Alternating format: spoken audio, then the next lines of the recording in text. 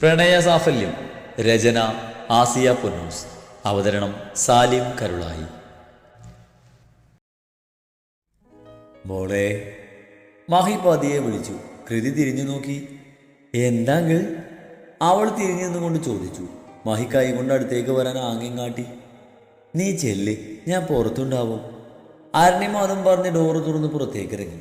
കൃതി മഹിയുടെ അടുത്തേക്ക് ചെന്നു. മീരമോള്? ചോദ്യഭാവത്തിൽ കൃതി നോക്കുന്നത് കണ്ട് അയാൾ പറഞ്ഞു. പെട്ടെന്ന് അവളൊന്ന് ഞെട്ടി. അങ്കിളിന് മീരയെ? അവൾ അമ്പരപ്പോടെ ചോദിച്ചു. അറിയാം, എൻ്റെ മോളാണെന്നും അറിയാം. അവളെ നോക്കി പുഞ്ചിരിക്കാൻ ശ്രമിച്ചു അയാൾ. സുഖാണോ അവൾക്ക്? മഹി വീണ്ടും ചോദിച്ചു. അവൾ തലകുലുക്കി. വന്നപ്പോൾ അവളെ കൂടെ കൂട്ടായിരുന്നില്ലേ? ഞാൻ വിളിച്ചത് അങ്കിള്. മീര ഇപ്പം അങ്കിളിൻ്റെ കമ്പനിയിലാണ് വർക്ക് ചെയ്യുന്നേ. ജോലിക്ക് കയറിയിട്ടേ ഉള്ളൂ. അപ്പോൾ അവൾ കുറച്ച് ബിസിയായിപ്പോയി. കൃതി പറഞ്ഞത് മഹിക്ക് പുതിയൊരു അറിവായിരുന്നു. എനിക്കൊന്ന് കാണണം, കൊണ്ടുവരാൻ പറ്റുമോ മോൾക്ക്? മഹി പ്രതീക്ഷയോടെ കൃതിയുടെ മുഖത്തേക്ക് നോക്കിക്കിടന്നു. അവൾക്ക് പാവം തോന്നി. അറിയാതെ തന്നെ അവൾ തലകുലുക്കി. മഹിക്ക് ഉറപ്പ് നൽകി ആ മുറിയിൽ നിന്നും പുറത്തിറങ്ങുമ്പോൾ മഹി എങ്ങനെ കാര്യങ്ങൾ അറിഞ്ഞെന്നായിരുന്നു അവളുടെ ചിന്ത. അരുണിമയും മകളും തിരികെ വീട്ടിലെത്തുമ്പോൾ സീറ്റൗട്ടിൽ തലകുലിച്ചിരുന്ന് കാര്യമായ ചിന്തയിലിരിക്കുകയായിരുന്നു രാജ്. രാജന്റെ ഇരിപ്പ് കണ്ട് നെറ്റിച്ചുളിച്ചുകൊണ്ട് അരുണിമ കാറിൽ നിന്നിറങ്ങി അയാളുടെ അടുത്തേക്ക് നടന്നു.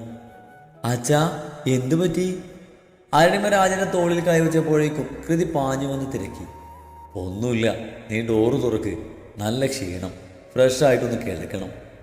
അതും പറഞ്ഞ് രാജ എണീറ്റതും അരുണിമ പോയി ഡോറ് തുറന്നു. രാജ എല്ലാവർക്കും മുന്നേ അകത്തേക്ക് കയറി മുറിയിലേക്ക് പോയി. ബാത്റൂമിൽ കയറി ഷവറിനടിയിൽ നിൽക്കുമ്പോൾ മഹിയുടെ വാക്കുകളായിരുന്നു ചിന്തകളെ ഭരിച്ചത്. മഹിയുടെ മകളാണെന്ന് അറിഞ്ഞിട്ടല്ല മീരയെ രക്ഷിച്ചതും സംരക്ഷിച്ചതും. അറിയും മുന്നേ മീര തനിക്ക് കൃതിക്ക് തുല്യമായിരുന്നു. മഹിയുടെ മകളാണെന്ന് അറിഞ്ഞപ്പോൾ ആ സ്നേഹം കൂടുകയും ചെയ്തിട്ടുള്ളൂ. എല്ലാം കളങ്ങി തെളിഞ്ഞാൽ അവരെല്ലാവരും സ്നേഹത്തോടെ കഴിയുന്നത് കാണാൻ കഴിയുമല്ലോന്ന് ആഗ്രഹമല്ലാതെ മറ്റൊരു ഉദ്ദേശവും തനിക്കില്ലായിരുന്നു. മഹിയെ കണ്ടിട്ടാണ് വിശ്വന്റെ മകളുമായി അർജുന്റെ വിവാഹം തീരുമാനിച്ചത്. മഹിയോടുള്ള സൗഹൃദം കുടുംബബന്ധങ്ങളിലൂടെ നിലനിൽക്കുമെന്ന് ആഗ്രഹിച്ചു. പെട്ടെന്നൊരു നാൾ അറിഞ്ഞ സത്യങ്ങൾ മഹിയോട് പറഞ്ഞ ആ കുടുംബം അവിടെ തകരും. മഹിക്ക് അവൻ്റെ പെങ്ങളും അളിയനും ശത്രുക്കളാകും. ഒരുപക്ഷെ അവരുടെ മക്കളെ പോലും ശത്രുക്കളായി കണ്ടേക്കാം. അതിൽ മഹിയെ തെറ്റ് പറയാൻ കഴിയില്ല. കാരണം അവൻ്റെ നഷ്ടങ്ങളൊക്കെ വളരെ വലുതാണ്. എങ്കിലും മകൻ്റെ ഭാര്യയാകാൻ പോകുന്നവരുടെ കുടുംബത്തിൽ ഒരു വിള്ളൽ വീഴ്ത്താൻ മനസ്സ് വന്നില്ല. മഹിയോടെല്ലാം പറയണമെന്ന് കരുതിയതാണ്. പക്ഷെ വിഷനായി എല്ലാം ഏറ്റു പറഞ്ഞാൽ ഒരുപക്ഷെ മഹി ക്ഷമിച്ചേക്കാം. മറിച്ച് താനാണ് ആ സത്യം പറയുന്നതെങ്കിൽ അത് മറച്ചു വെച്ചതിന് കൂടി വിഷൻ ക്രൂശിക്കപ്പെടും. അതൊക്കെ വൃഷൻ അർഹിക്കുന്നുണ്ടെങ്കിലും എന്തോ ഒപ്പം നിൽക്കാനാണ് തോന്നിയത്. അത് തെറ്റാണെന്ന് പൂർണ്ണ ബോധ്യമാവുന്നുണ്ട്. ഇന്ന് മഹി പറഞ്ഞതിലൊന്നും തെറ്റ് പറയാൻ കഴിയില്ല. അവൻ്റെ വേദനയാണ് വാക്കുകളിലൂടെ പുറത്തേക്ക് വന്നത്. പക്ഷേ മനസ്സിൽ പോലും ചിന്തിക്കാത്തതൊക്കെയാണ് മഹി വിളിച്ചു പറഞ്ഞത്. എന്തോ അത് സഹിക്കാനാവുന്നില്ല. സങ്കടം തോന്നുന്നു. മനസ്സിന് വല്ലാത്ത ഭാരം തോന്നുന്നു. തണുത്ത വെള്ളം തലയിൽ ഒഴുകിയിറങ്ങിയിട്ടും രാജന്റെ തലക്ക് ചൂട് പിടിക്കുകയായിരുന്നു. എത്ര നേരം അങ്ങനെ നിന്നുവെന്ന് അറിയില്ല. മനസ്സിനൽപ്പം ശാന്തി കിട്ടിയെന്ന് തോന്നിയപ്പോഴാണ് ഷവർ പൂട്ടിയത്. കുളിയൊക്കെ കഴിഞ്ഞ് മുറിയിൽ ചെല്ലുമ്പോൾ രാജനെ കാത്ത അരുണിമയുണ്ടവിടെ.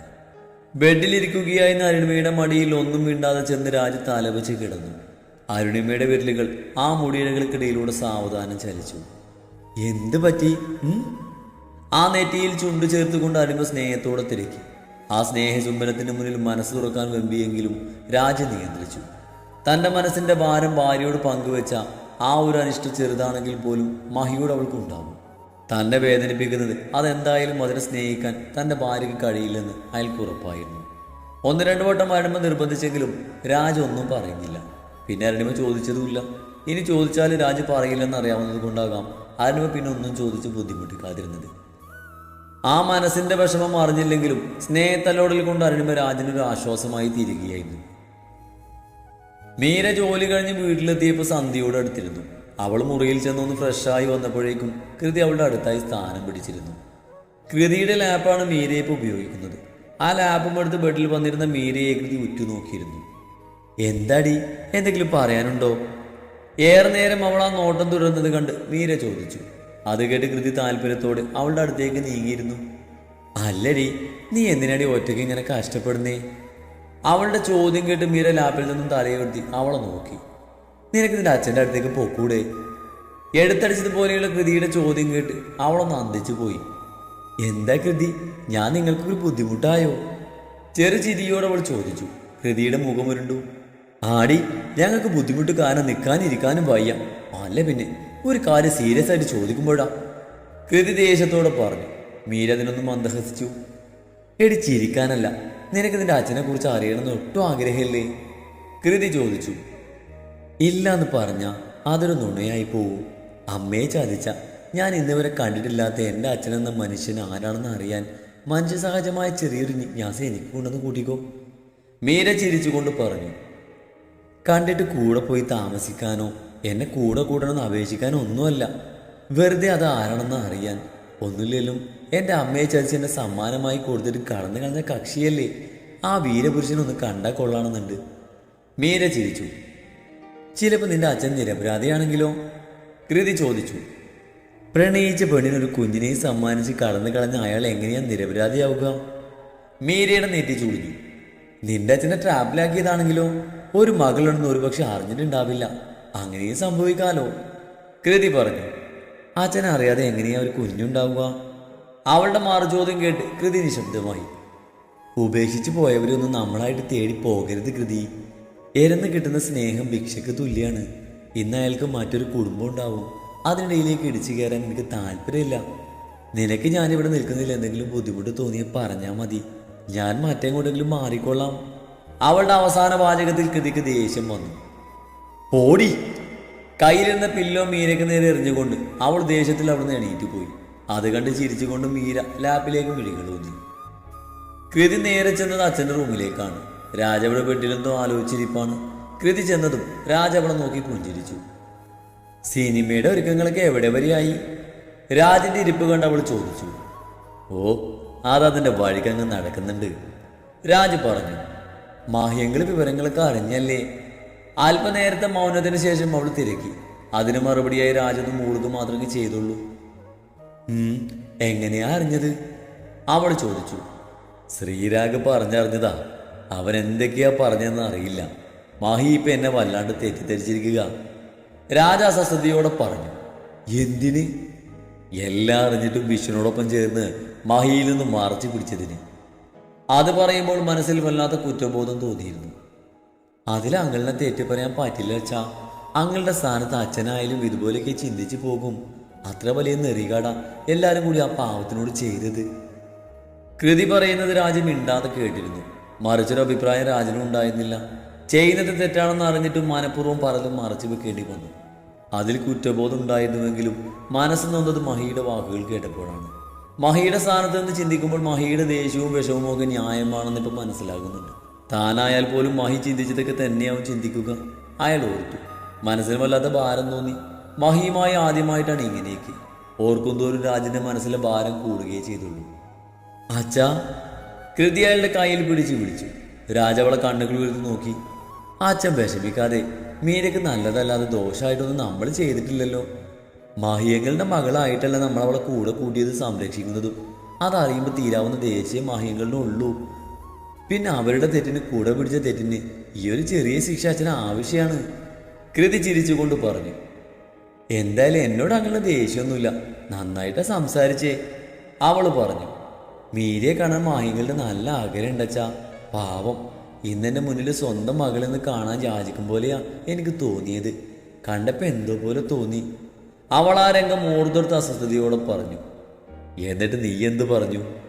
രാജ അവൾക്ക് നേരെ ഇരുന്നു. ഞാൻ സമ്മതിച്ചു. പക്ഷെ അവളെങ്ങനെ അവിടേക്ക് കൊണ്ടുപോകുമെന്ന് എനിക്ക് അറിയില്ല അച്ഛാ. അവളോട് കാര്യങ്ങളൊക്കെ ഒന്ന് പറയാമെന്ന് കരുതിയിട്ട് അത് നടന്നതുമില്ല. അവളിവിടെ നിൽക്കുന്നത് എനിക്ക് ബുദ്ധിമുട്ടായെന്നൊക്കെയാ അവൾ ചിന്തിച്ച് കൂട്ടിയത്. പിന്നെ ഞാനൊന്നും പറയാൻ പോയില്ല. എനിക്കത് കേട്ടപ്പോൾ ദേഷ്യം വന്ന് ഞാനിങ്ങ് പോന്നു. കൃതി പറഞ്ഞത് കേട്ട് രാജ ചിന്തയിലാണ്ടു. അച്ഛൻ എന്താ ആലോചിക്കുന്നേ? അത് കണ്ടവൾ തിരക്കി. ഇനിയും പറയാതിരുന്ന മഹിക്കത് കൂടുതൽ വിഷമുണ്ടാക്കുമ്പോളേ അതവന് നമ്മളോടുള്ള ശത്രുത കൂട്ടുകയുള്ളൂ. ഇനി ആരുടെയും അനുവാദത്തിന് കാതു നിന്നിട്ട് കാര്യമില്ല. മീരയെ കാര്യങ്ങൾ പറഞ്ഞ് മനസ്സിലാക്കി മഹിയെ ഏൽപ്പിക്കണം, രാജ് പറഞ്ഞു. അതത്ര ഈസിയാണെന്ന് തോന്നില്ല. അവളുടെ കണ്ണിൽ മാഹിയെങ്കിലൊരു ചതിയനാണ്. അമ്മയെ ചതിച്ച് കടന്നു കളഞ്ഞവൻ. ആ ചിത്രം മാറ്റി വരയ്ക്കാൻ കുറച്ച് ബുദ്ധിമുട്ടേണ്ടി വരും. കൃതി നെടുവേർപ്പെട്ടു. ആ ചിത്രം മാറ്റി വരച്ചേ പറ്റൂ. അത്രയെങ്കിലും കാരണം നമ്മൾ മഹിയോട് കാണിക്കണം. രാജ മനസ്സിൽ പലതും തീരുമാനിച്ചുറപ്പിച്ചിരുന്നു. ആഹാ, അച്ഛനും മോളി ഇവിടെ ഇരിക്കുവാണോ? വാ, കഴിക്കേണ്ടേ? ആരുടെയും അവിടേക്ക് കടന്നു വന്നു. എനിക്ക് വിശപ്പിലിടും, നിങ്ങൾ കളിക്ക്. രാജ് പറഞ്ഞത് കേട്ട് കൃതി അയാളുടെ കയ്യിൽ മുറുകെ പിടിച്ച് വലിച്ചു. അങ്ങനെ ഇവിടെ ആരും രാപ്പട്ടിന് കിടക്കണ്ട, മര്യാദക്ക് വന്നേ. അവൾ രാജനെ പിടിച്ച് വലിച്ചു. വന്നേ, ആർജ് നാളെ പോകുവാണെന്ന്. ഇന്ന് എല്ലാവർക്കും കൂടി ഒരുമിച്ചിരുന്ന് കളിക്കാം. ഇനി എത്ര നാൾ കഴിഞ്ഞിട്ട് അവന് വരുന്നതെന്ന് അറിയില്ലല്ലോ. ആരുടെയും കൂടി പറഞ്ഞതോടെ രാജ് പിന്നെ എതിരൊന്നും പറഞ്ഞില്ല. ഏട്ടൻ നാളെ പോവാണോ? കൃതി ചോദിച്ചു. അവന് പിന്നെ പോവേണ്ടേ? ട്രെയിനിങ്ങിനിടയിൽ ചുമ്മാ ലീവ് എടുക്കാനൊന്നും അവന് പറ്റില്ല. ആരുടെയും പറഞ്ഞു. നിങ്ങൾ വരാൻ നോക്ക്, ഞാൻ ഫുഡ് എടുത്ത് വെക്കാം. അതും പറഞ്ഞ് ആരുടെയും പോയതും കൃതി അച്ഛനെയും പിടിച്ച് വലിച്ച് ആരുടെയുമൊക്കൊപ്പം പിന്നാലെ പോയി. അവർ5 പേരും ഒരുമിച്ചിരുന്നാണ് അന്നത്തെ അത്താഴം കഴിച്ചത്. ആരുടെയുമൊക്കൊപ്പം നിന്ന് പ്ലേറ്റൊക്കെ എടുത്ത് ക്ലീൻ ചെയ്ത് വെച്ചിട്ടാണ് മീര കിടക്കാൻ പോയത്. രാത്രിയായപ്പോൾ ധ്രുവൻ വിശ്വനെ വീട്ടിലേക്ക് പറഞ്ഞയച്ചു. വരലക്ഷ്മിക്കൊപ്പം ധ്രുവനാണ് ഹോസ്റ്റലിൽ മഹിക്ക് കൂട്ടുനിന്നത്. വിശ്വൻ വീട്ടിൽ ചെന്ന് ഫ്രഷായി വന്നപ്പോഴേക്കും മധു അയാൾക്കുള്ള ഫുഡ് എടുത്ത് വെച്ചിരുന്നു. വിശ്വൻ വന്നിരുന്നിട്ടും മധുവിൻ്റെ മുഖം തെളിഞ്ഞിരുന്നില്ല. എന്താ മധു, നിന്റെ മുഖത്ത് കടന്നൽ കുത്തിയോ? മധുവിൻ്റെ മുഖം കണ്ട് വിശ്വൻ ചോദിച്ചു. ഹോസ്പിറ്റലിൽ വെച്ചുണ്ടായ സംഭവം വിശ്വൻ മറന്നു പോയിരുന്നു. ഓർത്തു വെക്കാൻ മാത്രം അയാൾക്കതൊരു പ്രശ്നമായി തോന്നിയിരുന്നില്ല. വിശ്വേട്ടാ, കാര്യം നിങ്ങളെ പെങ്ങളൊക്കെ ആയിരിക്കാം. എന്ന് കേട്ടി നമ്മുടെ മക്കളുടെ മേൽ ഇത്രയൊന്നും സ്വാതന്ത്ര്യം കൊടുക്കാൻ പാടില്ലായിരുന്നു. കുട്ടികളില്ലാത്ത സിമ്പതിയിൽ സ്വന്തം മക്കളെ അങ്ങ് അനിയത്തിക്ക് സർവ്വസ്വാതന്ത്ര്യത്തോട് ലാളിക്കാനും ശാസിക്കാനൊക്കെ വിട്ടുകൊടുത്തു. എന്നിട്ടിപ്പോൾ കണ്ടില്ലേ? മധു ചൂടായി. അതിനിപ്പോൾ എന്തുണ്ടായെന്നാ? വിശ്വൻ നേറ്റി ചോദിച്ചു. എന്തുണ്ടായെന്നോ? ഇന്ന് ഹോസ്പിറ്റലിൽ അത്രയും ആൾക്കാരുടെ മുന്നിൽ വെച്ച് നിങ്ങളുടെ പെങ്ങൾ എന്താ ചെയ്തെന്ന് മറന്നുപോയോ? എൻ്റെ മോനെ ശാസിക്കാനും ശിക്ഷിക്കാനും അവളാരാ? അതിനവൾക്ക് എന്ത് യോഗ്യതയാണുള്ളത്? മധു നിർത്താൻ ഭാവമില്ലാത്ത പോലെ ചീറി. മധു! വിശ്വൻ ശബ്ദമുയർത്തി. ലേച്ചുവിൻ്റെ പെങ്ങൾ മാത്രമല്ല, നിന്റെ ഏട്ടത്തി കൂടിയാണ്. വാക്കുകളിൽ ആ ബഹുമാനം കൂടി വേണം, വിശ്വൻ പറഞ്ഞു. മധു ചുണ്ടുകൂട്ടി. പിന്നെ അവൾക്ക് എന്ത് യോഗ്യത കുറവാ നീ കണ്ടത്? എൻ്റെ മക്കളെ ശാസിക്കാനും സ്നേഹിക്കാനും എൻ്റെ പെങ്ങളെന്ന യോഗ്യത മാത്രം മതി അവൾക്ക്. ഇന്ന് വരെ എൻ്റെ നിന്റെ എന്നൊരു പ്രയോഗം ഞങ്ങൾക്കിടയിൽ ഉണ്ടായിട്ടില്ല. ഇനി അത് ഉണ്ടാവാനും പാടില്ല. അതിന് മക്കളുടെ കാര്യത്തിലായാലും. വിശ്വൻ ഗൗരവത്തോടെ പറഞ്ഞു നിർത്തി. മധു എന്തോ പറയാനൊരുങ്ങിയതും വിശ്വന്റെ ഫോൺ റിങ് ചെയ്തു. രാജായിരുന്നത്. വിശ്വൻ സംശയത്തോടെ കോൾ അറ്റൻഡ് ചെയ്ത് അവിടെ നിന്ന് എണീറ്റ് പോയി. കുറച്ചു നേരം രാജനോട് സംസാരിച്ചിട്ട് തിരികെ കഴിക്കാൻ വന്നിരുന്നു. ആരാ വിളിച്ചത്? അപ്പോഴും തെളിയാത്ത മുഖത്തോടെ മധു ചോദിച്ചു. രാജാണ്. ഫുഡ് കഴിച്ചു തുടങ്ങിക്കൊണ്ട് വിശ്വൻ മറുപടി കൊടുത്തു. എന്താ ഈ നേരത്തെ വിളിച്ചത്? മധു തിരക്കി.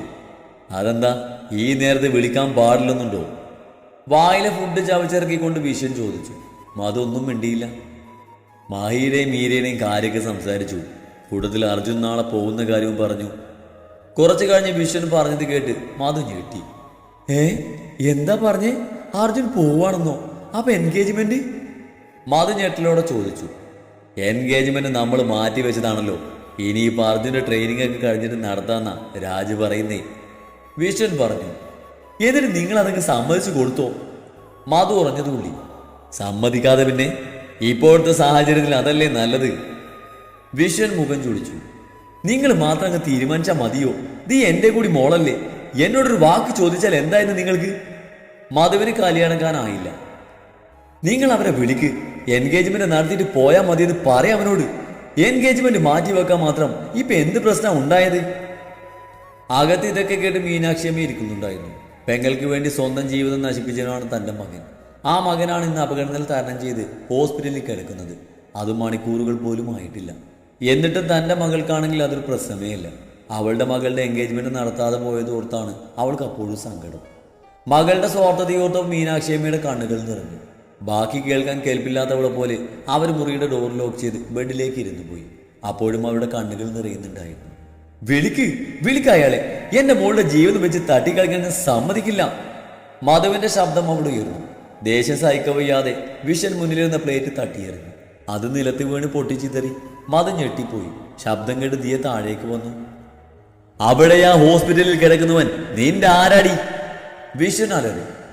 അവൻ നിന്റെ കൂടപ്പറപ്പല്ലടി. നിനക്ക് വേണ്ടി ആഗ്രഹിച്ച ജീവിതം തന്നെ വേണ്ടെന്ന് വെച്ചവനല്ലേ? ആ നന്ദിയെങ്കിലും കാണിക്കടി. അവൻ ഹോസ്പിറ്റലിൽ കിടന്നാലോ മരിച്ചാലോ ഒന്നും നിനക്ക് പ്രശ്നമായിരിക്കില്ല. നിനക്ക് നിന്റെ കാര്യം. ആര് ചത്താലും ജീവിച്ചാലും നിന്റെ മോളുടെ നിശ്ചയം നടക്കണം. നിനക്ക് എങ്ങനെയാണ് ഇത്രയ്ക്ക് മനുഷ്യപ്പറ്റില്ലാതെ പെരുമാറാൻ പറ്റുന്നേ? വിശ്വൻ ചേറി ചവിട്ടി എറിഞ്ഞുകൊണ്ട് പറഞ്ഞു. മധുവിന് അപ്പോഴും ഒരു കുലുക്കമില്ല.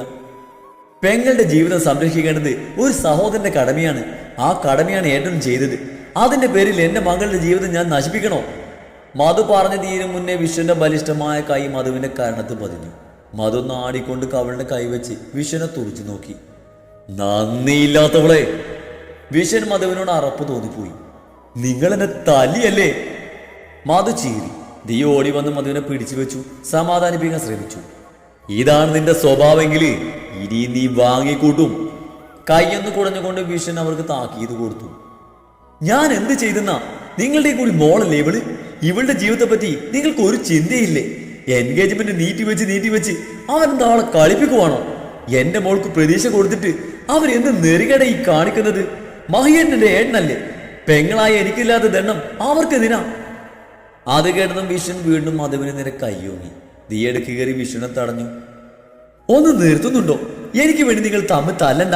നിങ്ങളോടൊക്കെ ഞാൻ പറഞ്ഞു എനിക്കിപ്പോ കല്യാണം വേണമെന്ന്. എനിക്കിപ്പോ കല്യാണം വേണം, നിശ്ചയം വേണ്ട. ദയവ് ചെയ്ത് ഈ തർക്കം ഒന്ന് അവസാനിപ്പിക്ക്.